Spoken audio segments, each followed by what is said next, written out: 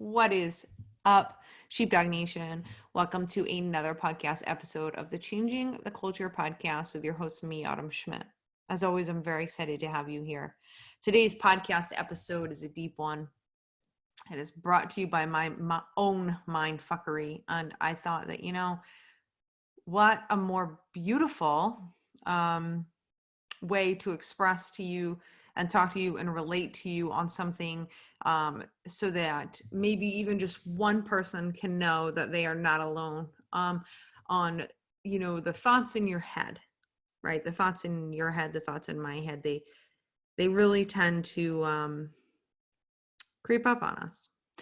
And it just seems like sometimes we can't outrun them. And so the thought is that, what do you do?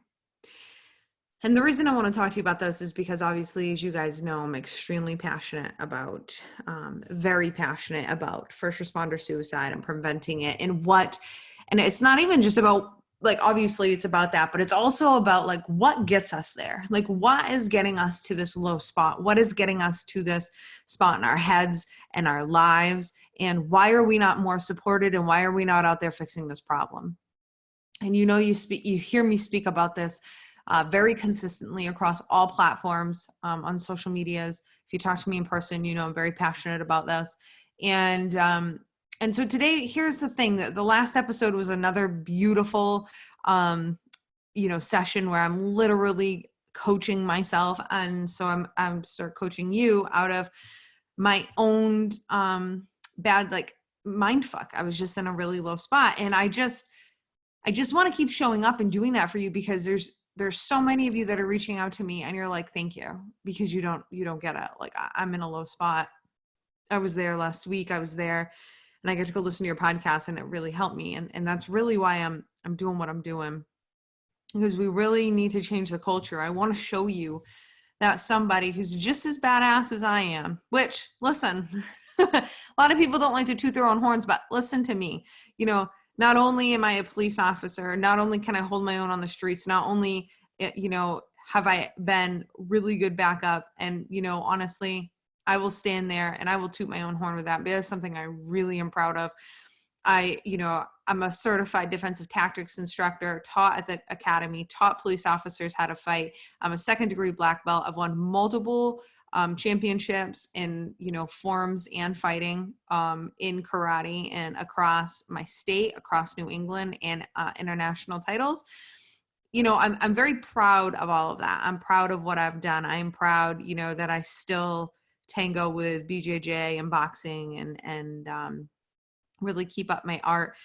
And, so by all means, I'm an alpha female, and, so I've packed a few pounds on since my injury, but, I'm shedding them off, and, and I'm really getting back into shape. And so, somebody like me who is, admitting to you, look, like, this is who I am, and, pretty badass, pretty tough girl. And, I hit a fucking rock bottom. I hit rock bottom, and it was devastating to me. And hell, like, here I am, I'm out there. I'm a successful business owner. I'm really proud of my journey. It's not that easy. It's been actually really difficult. And I'm trying to show you, like, look, it's okay. And look, all sorts of people go through the shit that you're going through. Just because if somebody would have been there talking to me when I hit my really low point of no longer being able to be a police officer, I just really think that I would have bounced back a hell of a lot quicker than I did. And so that's really my passion. I was talking to somebody, another officer recently, and he said, Autumn, what the hell drives you? Like, what drives you to do what you're doing? And, family, what drives me, honestly, is I just ask myself why constantly. Why? Why is this profession? It's not gone to shit, okay? Some days I feel like saying that. It really hasn't totally gone to shit because you're here, I'm here we are. But, like, why do we always talk about old school policing? Like, why do we always talk about that? Why do we love the veteran police officers?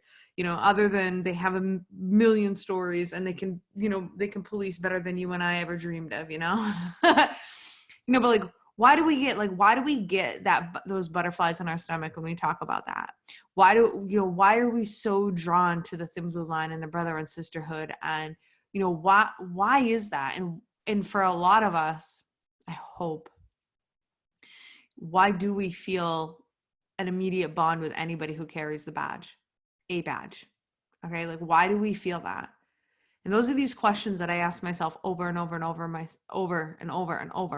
And just over and over and over. And then I ask myself, okay, so like, what's going on? Where's this disconnect? And then I get on social media and I see other people, just tearing people down. And listen, I'll be honest with you. And I know I've said this, but I'll out myself again because I own everything that I say. When I go on rants, I can't be held responsible for those. No, I totally can be. I came out, I saw a lot of girly girls posting up on the gram, and that really bothered me. It really shook me to my core. What I realized is I was totally insecure about a few things. I'd gained weight. And I really was like not liking it. I also felt offended that these women were ruining my, law enforcement. Like, you're ruining my career. You're ruining my profession. Like, you're making me look so bad. And so I came out and I gave a bunch of females a bunch of shit. That wasn't the right thing to do. It just wasn't. I never went out and never named names. I never went on anyone's profile, never slid in their DMs. I just made podcasts and some posts talking about fucking, what the hell, Instagram versus reality. Now, I don't regret it. Do I think that I could have went about it a different way? Sure. What I'm telling you is we don't need to be doing that. We don't need to be tearing each other down.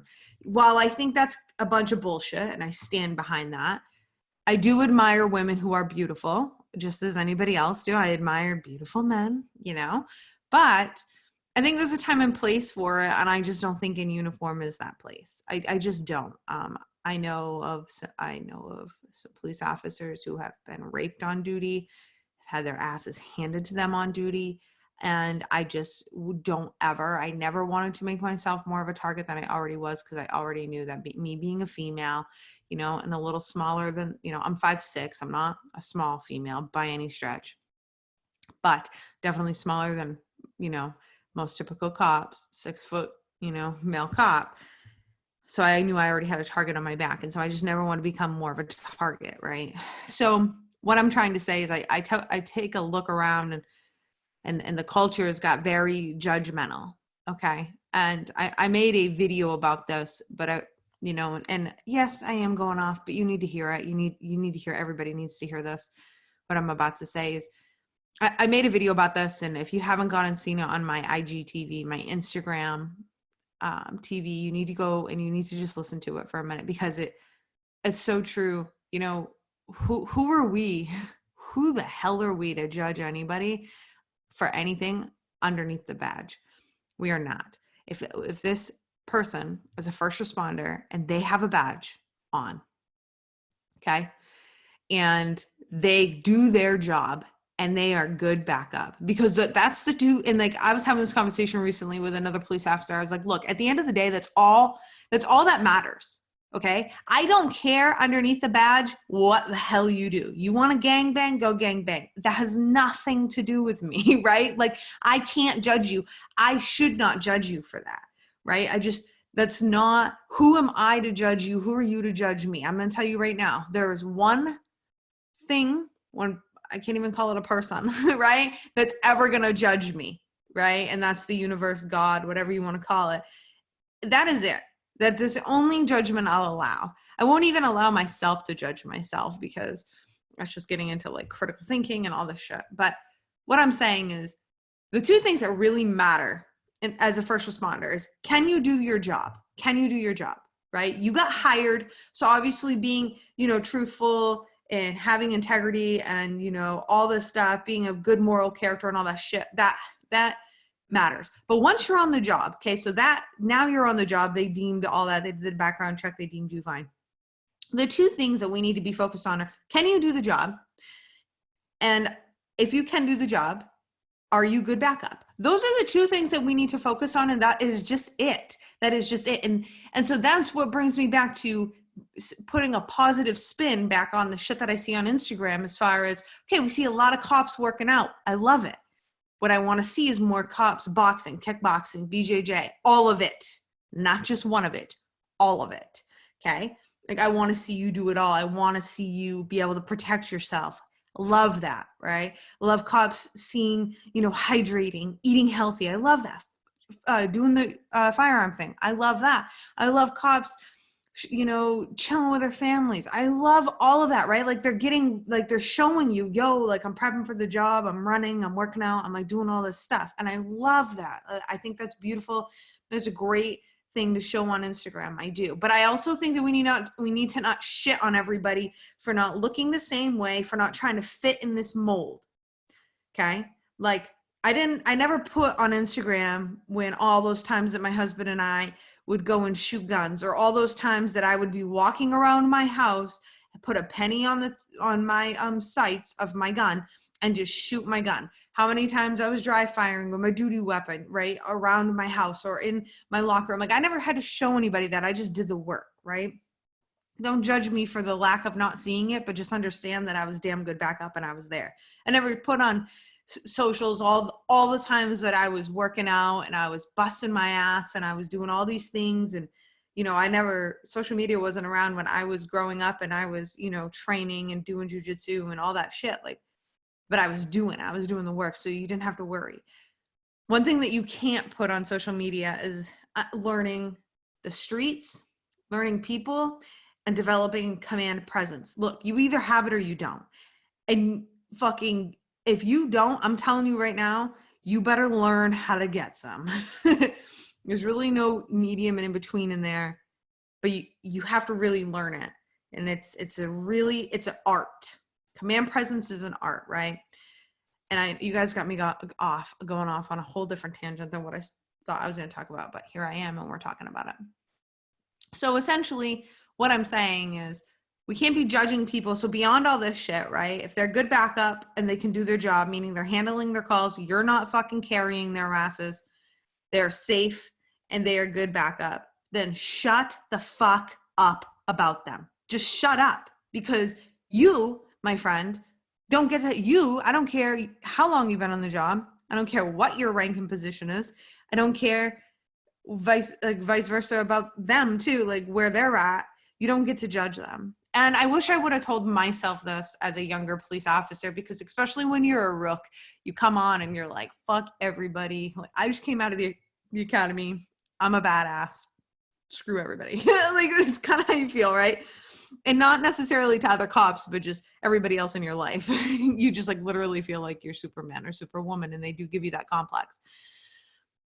The thing is that's killing us. That's killing our culture. We are a brother and a sisterhood. And if you knew me and if you ever spent any time with me, then you would know that that's how I operate. I have members across the country that reach out to me, firefighters, EMTs, police officers, military personnel. And I will tell you right now, I don't care. We're having a conversation. You want to talk? We're talking. You know what I mean? They reach out to me and I will help them. I see them in person, and a lot of cops always do a double take. Like in Maine, most cops know all cops. Like it's really small in Maine. We have one academy, like for the entire state, and everybody just knows everybody. And so it's really funny. Like we'll be walking. Like I just remember a couple of weeks ago, I was walking through. No, this was a couple of months ago now, because this was pre-quarantine. I'm walking through the it's called Market Basket. It's right grocery shop. And I see this couple, and I'm like, they're fucking cops. I know they are. And it's like, son of a bitch, I could just pick you out of here. And they picked me right out too, because they kept staring at me. They're like, oh, how do we know her? And then another cop walked up to me, and we knew each other, and we started shooting the shit. And I'm like, yo, who the fuck are they? And he's like, oh yeah, they work for like this PD over there and shit. And it was cool. And then like, we all were just like, hey, what's up? Like, because you're on the job and I'm on the job, like that automatically makes us cool. And like, and that's just how it is, unless you cross me, right? But I think we need more of that. I remember when I first started the job, I had to do this extradition. I had to go down. I was a deputy.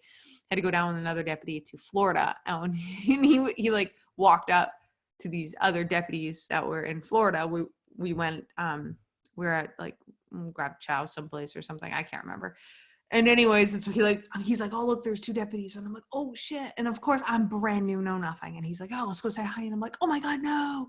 He's like, Autumn, we're cops. I'm like, oh yeah, I forgot, but fuck. I'm like, I don't know. And because I hadn't been to the academy yet. And so anyways, they hooked us up, and they like gave us like free fucking tickets into Universal and like just all this shit. Like, it's awesome. And I'm like, that's the brotherhood, man. That's it. And I'm just saying that, everybody has their own opinion as to why we have officers committing suicide, why we have first responders worldwide, like what's going on. Okay. A lot of people have opinions. We have a lot of professionals out there looking into this. I know the IACP, International Association of Chiefs of Police, are looking into it. They're taking this very seriously, according to them. And I know that they have professionals, researching and all this shit. But I'm just a boots on the ground officer, right? And I just talked to a lot of first responders. And here's what I've gathered from my intel, from talking to people who aren't afraid to tell me the truth, because they know that it just stays between me and them. A lot of it has to do with the culture, you guys. A lot of it has to do with not feeling like anybody has your back.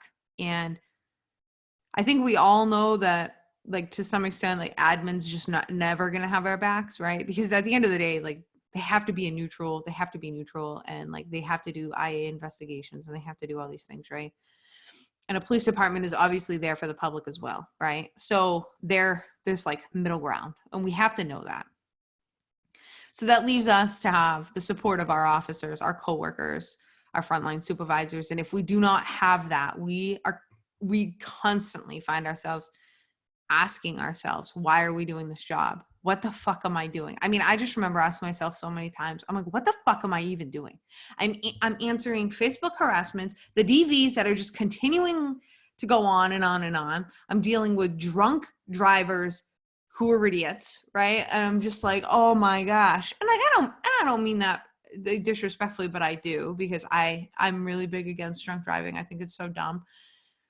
And I'm just dealing with the same shit over and over and over again. Same drug dealers, same people, that are trafficking the drugs, same kids committing, stupid shit because they're bored, and just same stuff over and over and over and over again, and I just kept feeling like I am making no difference. I signed up. I want to make a difference. I'm not making a difference. Not only am I not making a difference, my coworkers don't have my back. My admin doesn't have my back. Like, what am I doing? What am I doing? What am I doing? Right. And I just have to say that I feel like a lot of cops have had that. And I can't speak for FD and EMT and correctional officers. I can't, but I have an idea to some extent. And dispatchers, I have an idea to some extent. You guys go through the same shit.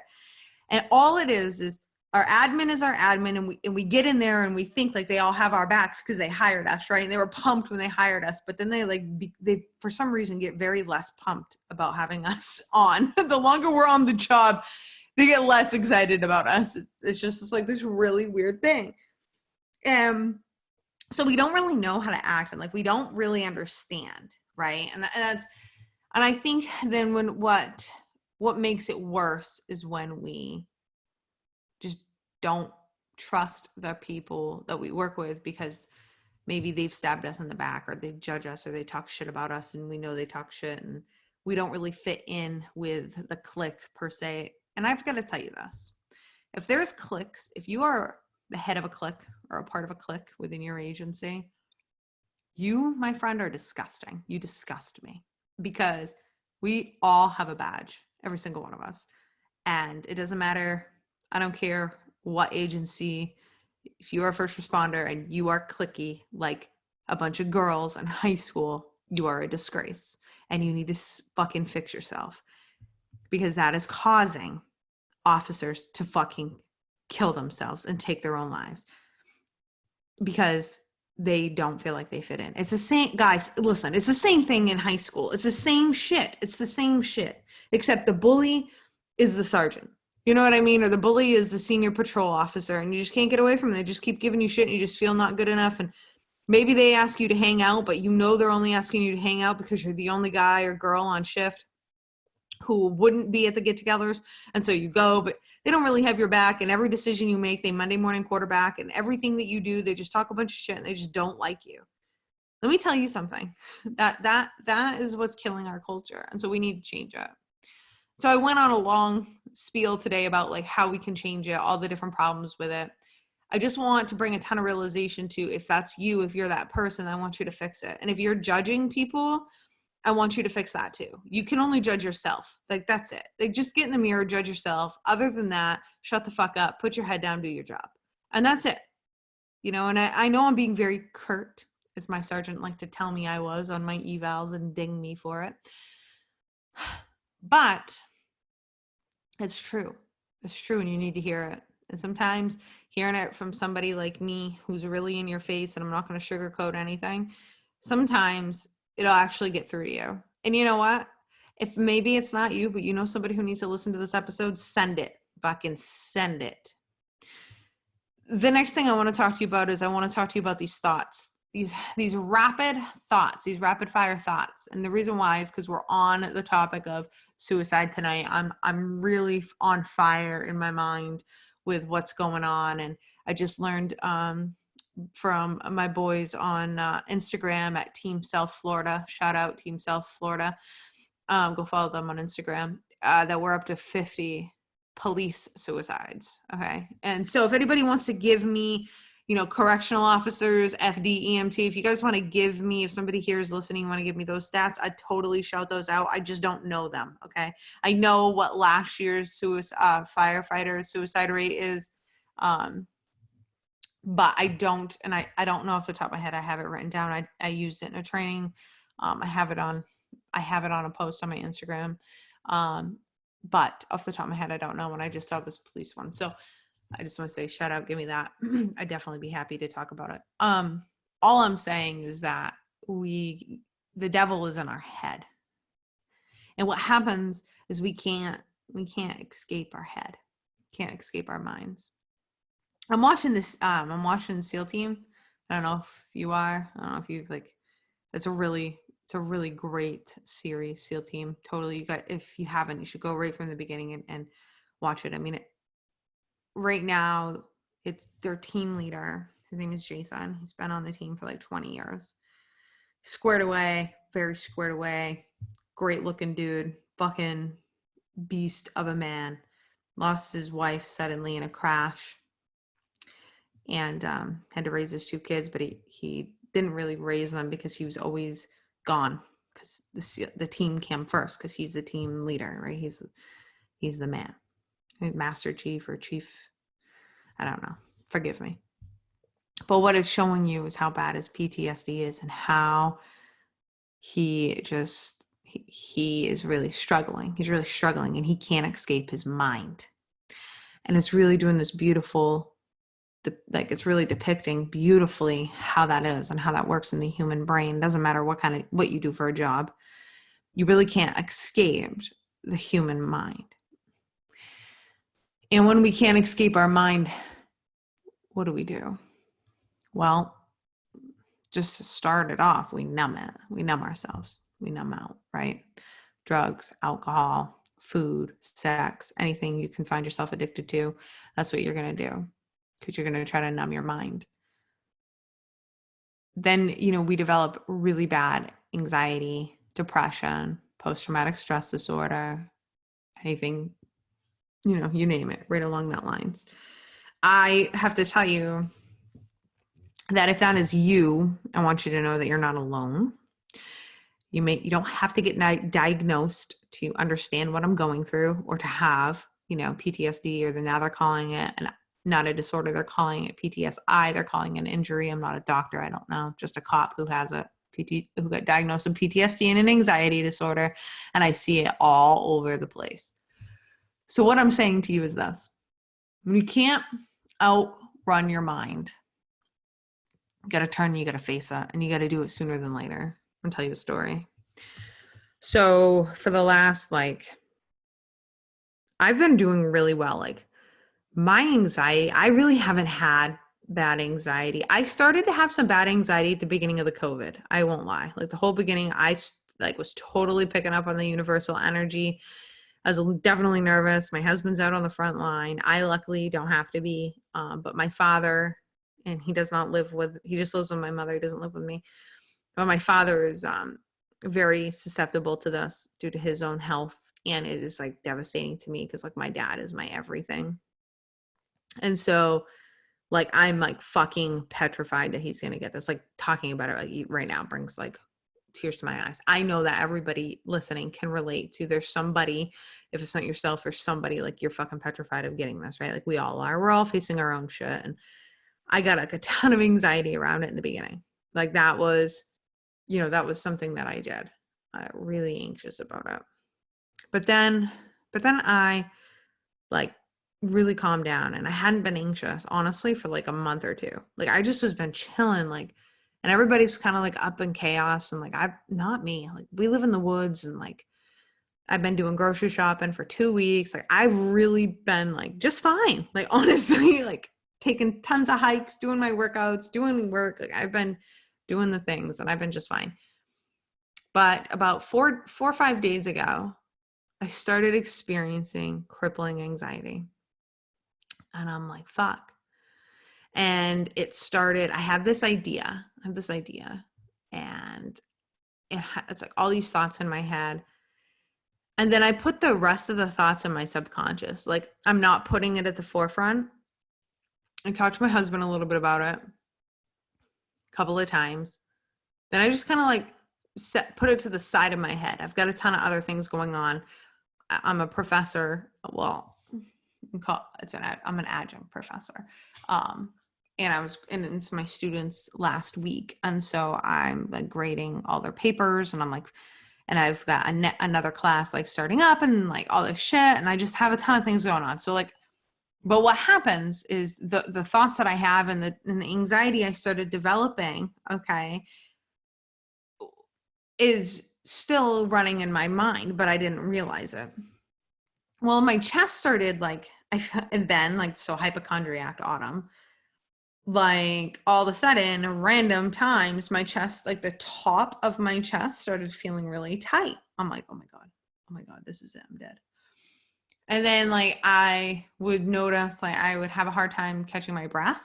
Like that's not me. And I'm like, what the hell is going on? No other symptoms, nothing, completely healthy. Everything's fine. And I'm like, what the hell? And like, I found myself yawning extensively, like yawn, right after another, to the point where the other day I had to go to Home Depot with my husband, and he's like, Autumn, did you fucking get any sleep last night? And I'm like, yeah, why? He's like, you were yawning like extensively. I'm like, I know. He's like, you're stressed out. And I'm like, I am. And then I got focused and busy. And so like, it didn't bother me. And then today I noticed again, I was like, what the hell? Like, I'm like, I feel like I can't breathe. I am exhausted. What the hell is going on with me? And then I had this like really beautiful conversation with Adam, and he made me realize like what was going on, and that I was running from this fear. I was running from this thing in my head. And it was a really beautiful conversation because he could say it to me in a way that I heard it, and he wasn't being demeaning. But what I thought it was so important, and I really wanted to pass on, was after him and I had that conversation, I haven't, knock on wood, okay? I have not experienced anxiety since. My chest has been fine. I am not yawning extensively. This podcast is getting recorded at about 11 o'clock at night, and I'm fine. And I was like, fucking shit. Like this is gold. Because the more that I ran from it, the bigger it grew, right? But then when I turned around and faced it, it was like, it just shrunk. It was like, oh. And I just feel like that is so true with so much in our lives and so much that we do. You know, we run and we run and we run and we run. But then we turn around and we face it. It's really not that big of a deal. And that's really what I found out today for me. And not that I didn't always know this, but this example was just really on the forefront.